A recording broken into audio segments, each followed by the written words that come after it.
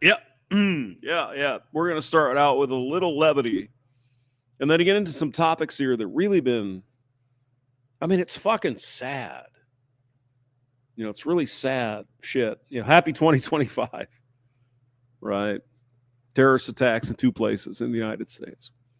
Horrible plane crash in South Korea.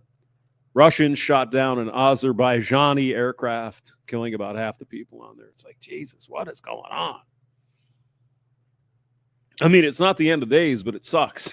I mean, this is crazy shit, especially if you're shooting down aircraft, right? I mean, this has happened before. United States did one. There was an Iranian airliner. I don't know what year it was, but yeah, and then the Russians took out a Korean airliner. I mean, it happens. But why? All the sophisticated shit we have militarily, right? We've got radars, we got sensors, we got aliens. Jesus Christ. All right. First, let's go to the fun. Here we go. Let's see. More of a slop. And remember, kids, when making your pot roast, don't leave your pasta slow cooking in your crock pot all night. Nope. Or you'll get a mushy mess like this. Yeah, that's not a good idea, Brandon. No, you need to add like in the last hour or so, maybe hour and a half. You put the pasta in there, and then it turns into okay. No, you only want to do the long. How do you say it? The long pot roasts or whatever, crock pot shit, like for potatoes and carrots, stuff like that. Anything over and meat. Anything over, I don't know, 6 hours. This turns into gloppy. Could be gravy, kind of. The pot roast meat part of it's all right. Yeah. Well, the meat's all right. That's supposed to be like soupy, and it's more of a slop. Well, what you got to do is remember, kids, when making your pot roast, excuse me, don't leave. What you got to do is put a picture of an asshole on there. Slaughters it. He woofed that up, man. Your pasta slow cooking in your crock pot all night, or you'll get a mushy mess like this.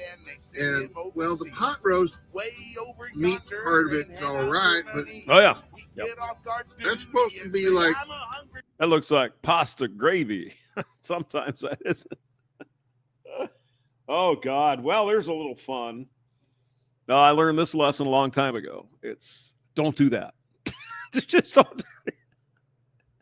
No. Only put the root vegetables, meat, stuff like that in the crock pot. Maybe green beans because they kind of hold together. They really don't, maybe carrots. But, if you put something soft in there like broccoli or noodles, forget about it. Corn would work too. Corn, you could cook that all day. Anyway, let's get to God damn, Brandon. That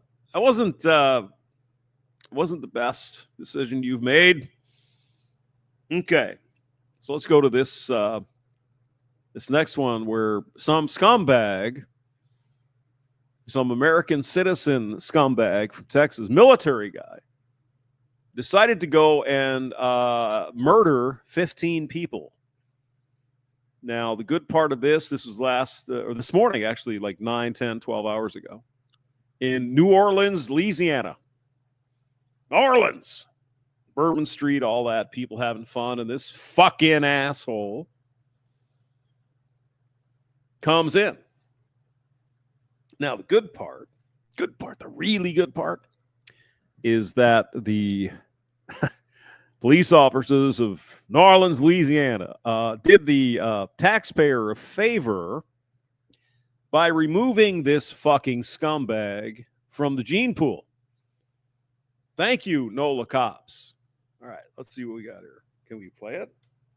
Maybe? America's #1 news, ABC News. All right. Streaming 24/7 on Disney+. Great.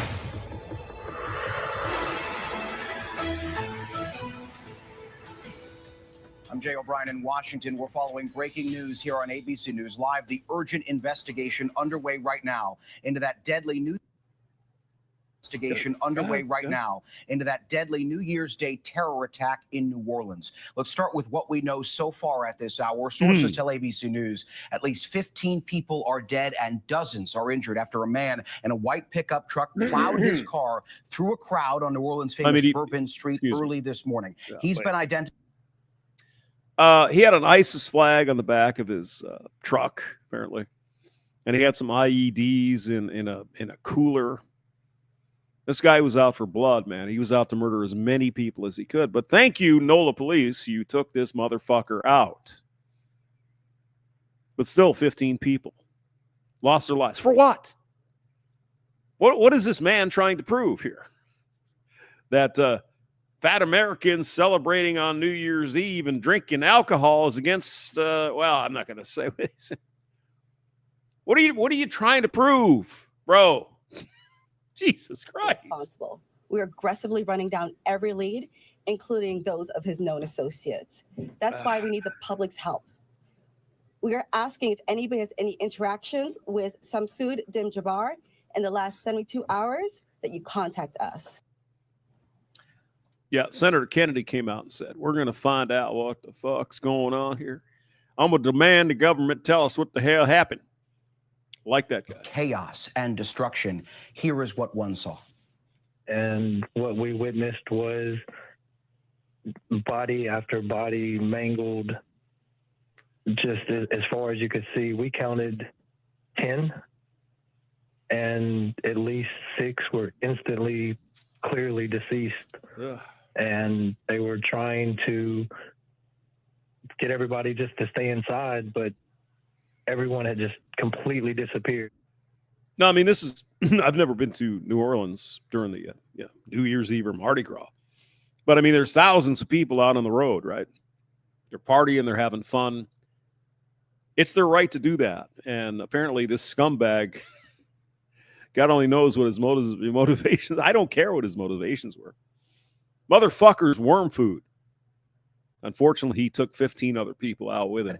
Authorities say at least 2 officers were shot and wounded in that process. The mayor of New Orleans describing all of this as a terrorist attack. And the FBI saying it's working with its investigatory partners and investigating this as an act of terrorism. And not only that, but they think there were more people involved than just the driver.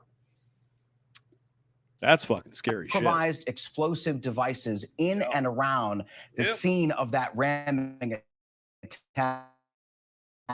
Multiple law enforcement officials telling ABC News that those devices that were found at the scene are apparently viable explosives. For more, yeah, he's going to shoot a bunch of people, run them over, then blow them up. Wonderful, happy New Year's. Jesus, oh my fucking A. Holy shit. Officials that they have additional suspects potentially to look into now. They seem to know that pretty quickly because they were looking at surveillance video, Jay, and on that surveillance video, law enforcement sources told ABC News the police see what appeared to be people, multiple people, perhaps planting what could be explosive devices. Now, some of those people may turn out to be bystanders, but it did give authorities a suspicion that the suspect you see on your screen did not act alone. And in fact, the FBI talked about a range of suspects that may have been involved in this 3-pronged attack involving vehicle ramming, gunfire, and IEDs. All 3 of those are straight out of an ISIS-type playbook. The authorities had an early clue they were dealing with terrorism when they saw the ISIS flag hanging from the truck's trailer hitch. That gave them that early clue, and they were right away able to call in the FBI, who confirmed that this was an act of terrorism. That's Aaron Katursky from ABC News. He's a lot younger than I thought. He sounds a little older on the. There you go. Got a scumbag with a pickup truck and a bunch of bombs and guns. He's going to kill people. For what fucking possible reason? What? That the authorities were checking and sealing off as they continue to investigate. So he may have been from Texas. He may have had some kind of local tie, whether that was an Airbnb or something like that. They're still checking, but they're now going through all of his known contacts. We know that the FBI in Houston is at locations conducting interviews, trying to learn all they can about this individual. His military service, Jay, does not indicate any specific combat training or training in explosives that could apply to what he did on Bourbon Street, but they're still going through that service record as well. It seems like he may have been a realtor or something like that, something completely innocuous, but something in his life happened that sent him down a different path. Yeah. And Aaron, these multiple IED Mental illness, obviously. Well, what do you say, Mabel? I'm going to take my pickup truck and go kill a bunch of people. What the fuck is wrong with you? Seriously. Well, that's another potential clue as to why they believe he may have had some help. Certainly, perhaps maybe he had help acquiring the materials or help putting them together. Or did he simply know? Did he read online and take instruction from terror propaganda? We were told from law enforcement officials, Jay, the devices were crude pipe bombs filled with coils and nails, concealed in kind of a cooler, like a small ice chest type cooler. And that's where the authorities were doing a whole grid search looking for similar devices all throughout the French Quarter and beyond. Yep. Another scumbag flipped his fucking lid and tried to kill people. And he did kill people. I mean, it's such a shame. Now we have a report from Las Vegas where some fucking idiot tried to blow up Trump Tower. Let's listen to that here. If I can do that. Maybe. Come on.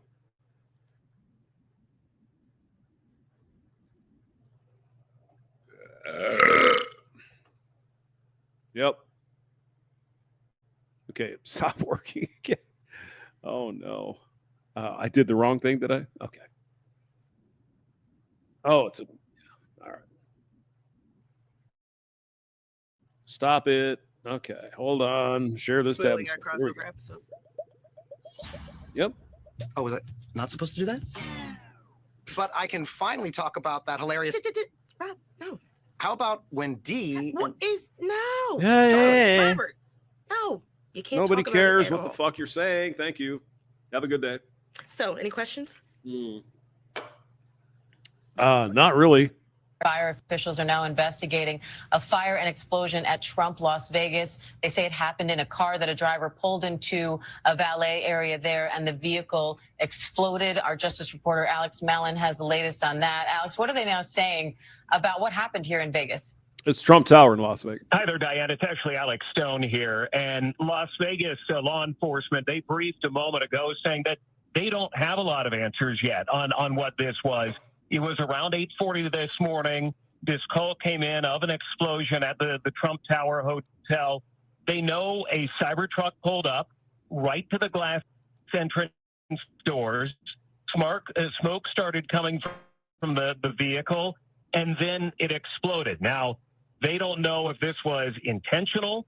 They don't know if it was something wrong with the vehicle or something that was in the vehicle.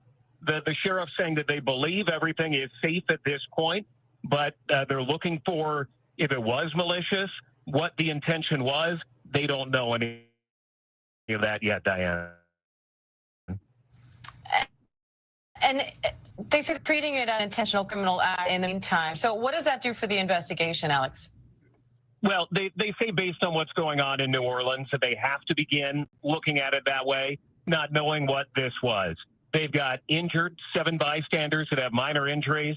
They are taking this slow, but the sheriff's saying we don't know what we don't know, but saying that they do believe that the threat is over and that the community is now safe. The FBI is part of the investigation, is looking into it. They are trying to understand what the incident was or was not, but the indicators are there of a vehicle pulling up, smoke begins. No. What I heard to come out of it, and then an explosion. The person inside the vehicle. What I heard is that some dumb scumbag pulled up in a Tesla, I guess, an SUV, kind of whatever, the Cybertruck thing. And whoever this person was had a shitload of fireworks or something in the truck. And he pulled up to the doors of the Trump Tower in Las Vegas and apparently set everything off. And well, at least he's not here either. Some good things come out of this. Don't have to deal with that for 100 years in prison, right? Was killed. They don't know if it was a male or a female yet, but a lot they still have to figure out. And Josh Margolin is also following the story for us. Josh, they also say they are looking at this as a possible act of terror. What does that tell you? It says, like Alex said, that the sheriff says they don't know what they don't know. They know this, whatever happened was intentional.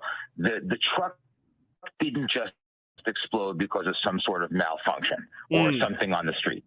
The driver took the Cybertruck up to the valet in front of the hotel, and they were seeing some smoke, and then it exploded. Apparently, this is according to law enforcement sources that we're talking to, there were some fireworks-style mortars in the truck. Now, the question is, were they set off intentionally at the hotel? Were they set off or were they lit so that they would go off somewhere else? That really is the key thing, and they're working.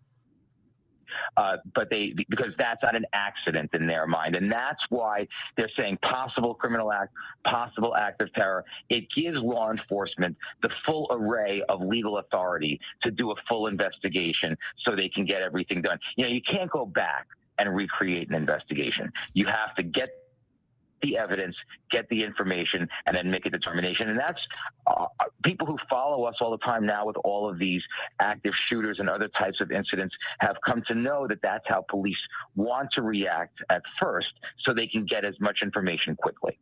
Now, this location is a subject of frequent threats and heightened security given its connection to the incoming president. So, Alex, what do we know about security around the hotel as of late, just because of that? Well, security, Diane, has always been tight around this hotel going back many years. It's in kind of a remote area of Las Vegas, a little bit removed from the strip, kind of you can see in the pictures of the hotel that there's a parking lot there and some lower level buildings that are around it, but it's not on the heart of the Vegas Strip. But because it is the name brand of the... I mean, honestly, that's where I'd stay in Vegas. I don't want to stay downtown. What fun would that be? I'd stay at the Trump Tower. It's got gold-plated toilets and shit. Former and soon-to-be president again, that security is always tight. There's usually Vegas police there. There's usually other security as well. But we can see in video that in this case, looks like the Cybertruck pulled up, the smoke began, then it exploded, and a valet, just like any other valet, where you would pull up and nobody was stopping this truck from pulling up, went right up to the glass doors, just like you would at any Vegas hotel. This truck pulled up in that way. All right, Alex Stone. And I know Eric Trump tweeted about this earlier, saying the safety and well-being of our guests and staff remain our top priority. We extend our heartfelt gratitude to the Las Vegas Fire Department and local law enforcement for their swift response and professionalism. We, of course, will continue to stay on this story. The car explosion at Trump International there in Las Vegas. We will continue following those developments as we learn more about the investigation. But now... okay. It finally ends. Kidding. In a year like no other. On Paris traveling with me. Hold on.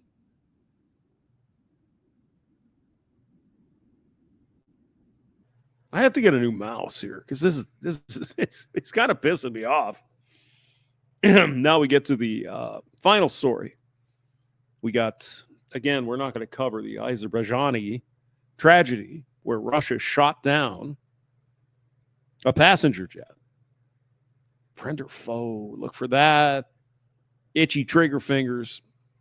We'll find out eventually, but yeah, tragedy. But this one in Korea, South Korea, kind of really gets me because There's so many unknowns. There's a lot of people speculating, of course, because that's what people do. It's like, well, what if the da-da-da-da-da, right? So I guess we could listen to a little bit of the Blanco Lirio channel here because he's an expert. And the engine itself, but not necessarily to the hydraulics. That's a completely separate issue. And in this still frame. So what we're seeing here is they believe it was a bird strike, and the bird strike led to a compressor stall where you get this stuff coming out of the airplane. Now, as far as we know at this point, they still had another engine. Right, they had the one on the left here from the one on the right from our view. But there's some speculation that the left engine or right engine from our view also got a bird strike.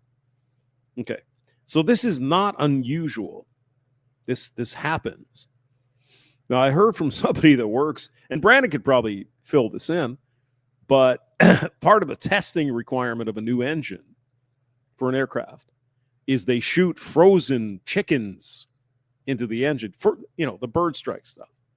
And the engine is supposed to, I guess, recover or shut down. There's automated systems, computers, all that kind of stuff. But we don't know what happened.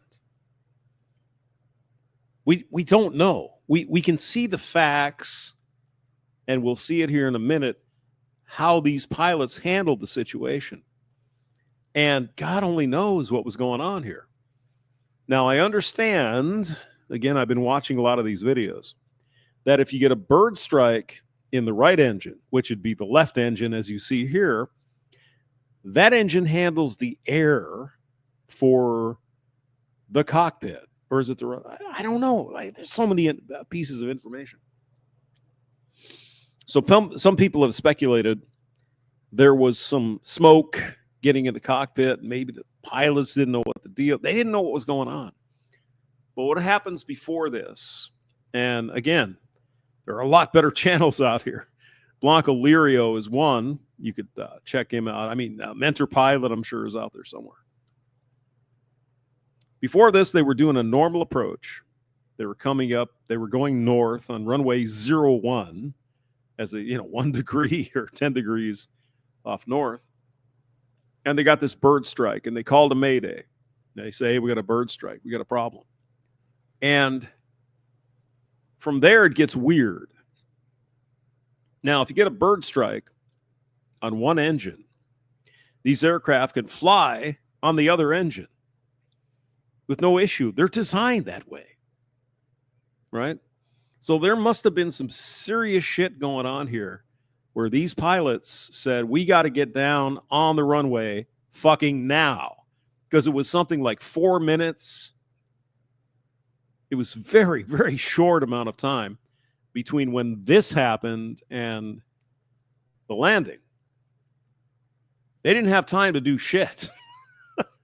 That's not the way it works. Now, if you still have one engine, these pilots are going to go, we could just do a go. Well, they did do a go around, but they could do a what do they call it? Holding pattern for a while, run through the checklists, see what the fuck's going on.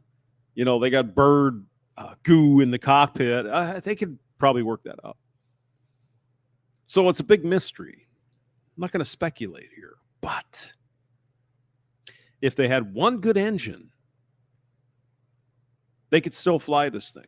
I know that for sure. Apparently, they didn't think so. Or they had two engines out, or the hydraulics went. We just don't know. But there are clues. Go on. Sir. Frame here, we can see some sort of a dark object on the left side of this flash. Not sure what that's all about. Yeah. Also in this view, it appears that there are some flaps deployed at this time, and that corroborates with the ADS-B data of the ground speed that they were achieving at this point. But it also appears to me that okay, they were coming in for the first landing, right? So they were coming in, they got the bird strike, and then they decided to do a go around a Togo. And again, I'm no expert. I know a little. They decided to do a go around, so they ratcheted the engines up, and then they went to the go around at this point. Go on. Go ahead. Oh, there we go. That at this point, the landing gear is up. So it's presumed from this point on, the crew initiated a go-around, declared an emergency, and decided to land the opposite direction onto runway 19 just 7 minutes later. Not giving, in my opinion, or in my experience, 7 minutes is not near enough time to run through the myriad of potential checklists this crew may be facing. Another thing we don't know at this time. Excuse me. Some of you guys have watched this aviation stuff. You know, when there's a problem, there's a checklist to follow, provided by, I guess, Boeing or Airbus or whoever does it. Follow these steps. Okay, your bird strike on the engine. Okay, do this and do that. Right? But they wouldn't have time to do this stuff. It was so fast. Well, what do you mean 7 minutes seems like a long time? But it isn't really. They just didn't have time. And that's where we're going to get into some trouble here. Was there compressor stalls on the left engine? Was there bird strike damage on the left engine as well as the right engine? One of the other possible side effects of a bird strike is you can get smoke in the cockpit or smoke in the cabin as a result of the bird literally burning as it goes through the engine, and that smoke getting picked up by the air conditioning system and being pumped into the aircraft. Right. On the 737-800 series, the left pack is what provides air primarily to the cockpit. The right pack, again, we're looking underneath the airplane upside down here. The right pack, operated off of the right engine, is what provides air to the mix valve and the rest of the cabin. So if you take a bird in the right engine, you're more likely to get smoke in the cabin of the aircraft. If you take a bird into the left engine, you may get smoke in the cockpit. And unfortunately, this smoke from a bird strike is even more pronounced in the new LEAP series of engines that are on the 737 MAX aircraft due to a thing called the load reduction device that we're just learning about. But this is an older aircraft. This is like a 20-year-old airplane. So I don't think anyone is saying that it was a engineering defect. This shit happens all the time. Remember Sully, the landing in the Hudson River, right? Both engines went out, bird strike. The odds of that are, it's over 1 in 10 million, so we don't have to worry about it too much. Not that I would know anything about that. More on that in a completely separate update. Watch. This is how my dad got a flat belly at 60s. Okay. This is day 17 of doing nothing but this chair workout challenge. Great. Now, the only next piece of data that we know for sure at this time is this video clip of the aircraft beginning its touchdown on runway 19. I look at this and it seems to me the pilots did everything they could do to bring this aircraft in. Flat level. There wasn't any crazy shit and all that. They landed it like they were landing, which is probably what the pilots are trained to do. Okay, yeah, you got no gear, but here's the deal. Part of the problem is they landed at 4,000 meters down the runway, and they had only 3,500 meters left to go. That's probably a big problem. And it's touching down long down runway 19, and for some inexplainable reason at this time, the landing gear is not down, nor are the flaps down.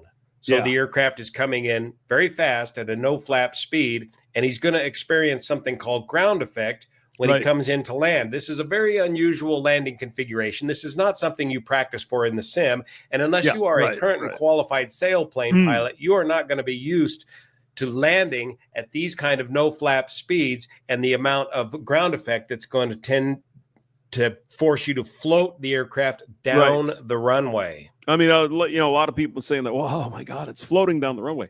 It's ground effect. Basically, the air over the wings comes back up under and gives you lift.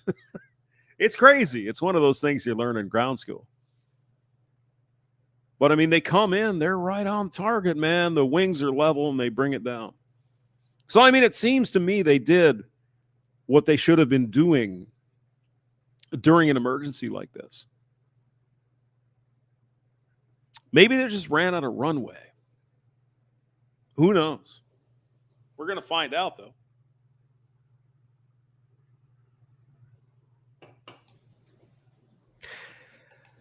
So it appears to me in this video that the pilot is able to control the aircraft just fine, indicating to me that they still have hydraulic control of the flight controls. I mean, they're coming in. They're doing what they should do. I mean, they're coming in just like they're landing. But, of course, without landing gear. But, I mean, they train for this shit. That's what they do. They go on the trainer and they train it. Yeah. Gear up, flaps up. He's able to line up nicely with the runway. He's able to perform a... Absolutely. Exactly. If you look at it, the pilots, I mean, it was fucking dead center. So they were flying this thing. It wasn't just random thing and the No, they were flying it. So there were still hydraulics probably. And there were still engines, apparently. A nice flare, and it looks to me like I can see the exhaust out of the number 2 engine or the... Yeah, I haven't been able to see that clearly because my eyeballs are fucked. But I'll take the experts' advice here. It looks like the right engine is still doing what it's supposed to be doing. Right engine. I'm not so sure about the left engine. Okay. Is that engine producing power? And he's floating down the runway in ground effect until he touches down on the belly and about 4,000 meters after the beginning of the runway. The nacelles of the aircraft. Yep. But the speed of the aircraft barely slows down at all. Yeah. By the way, ground effect is when you're floating on that cushion of air less than 1 wingspan from the ground. Float. Some video data which is widely circulated. Okay. Now here's the thing. They're saying here, I'll move my mouse here, that the spoiler, or not the spoiler, but the reverse thrusters, English, motherfucker, you speak it. The reverse thrusters are out here on the right engine. Well, I mean, we just don't know, right? We're going to have to go for the data in the plane. It could be the engine was damaged by the birds. Could be it was damaged when it hit the runway. But the crazy thing is this thing looks like it's accelerating. It's the weirdest fucking thing. Oh, wait. Let me do that. And then we'll do that. All right, go ahead. On TV and social media shows the aircraft, again, touching down on the fuselage and the engine nacelles. Yep. With no gear, no landing gear doors, no flaps, no leading edge slats, and the number 2 engine, the right engine thrust reverser, seems open. Yeah. Now, thrust reverser. That's an interesting topic. Not that I would know, but I know that there's something called weight on wheels, right? Now, the thrust reversers are not supposed to come out until you have weight on wheels.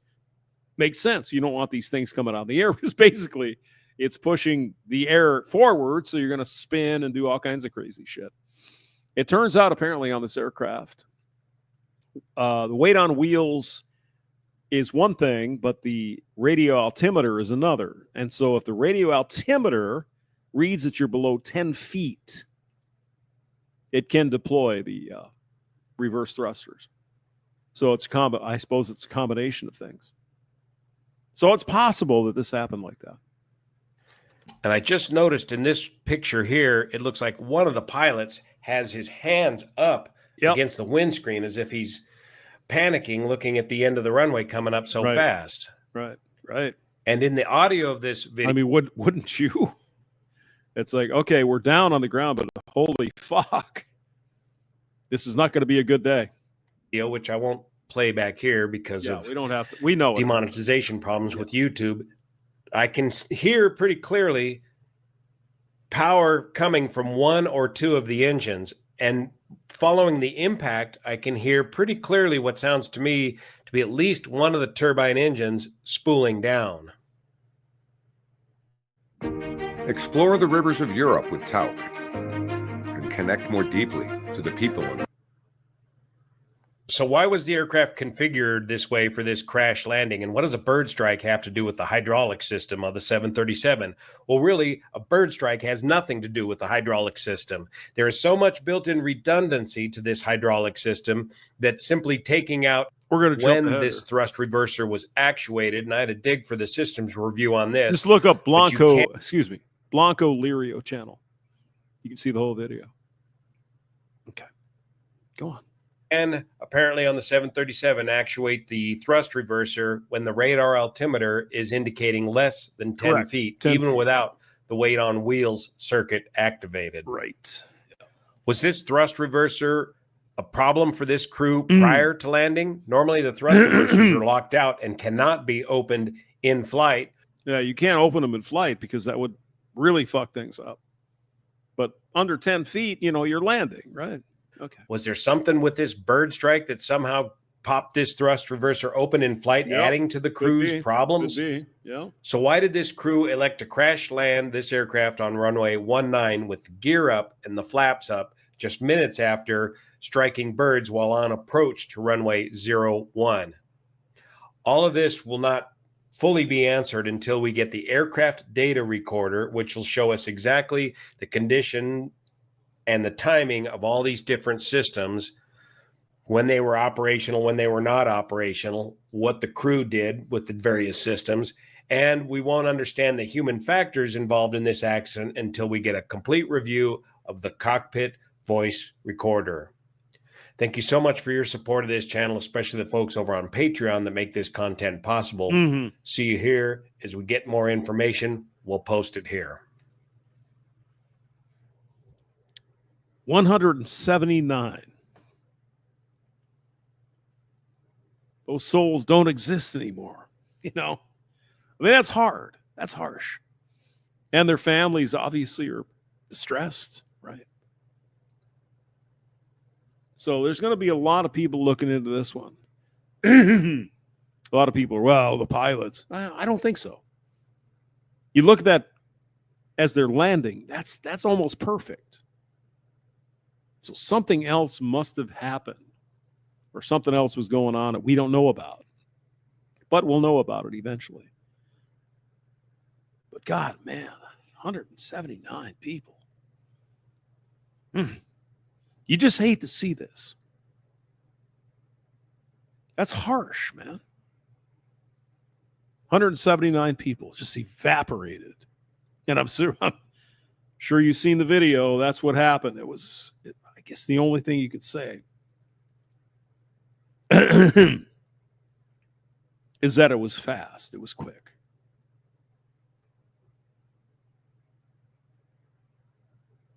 Talk to you guys later.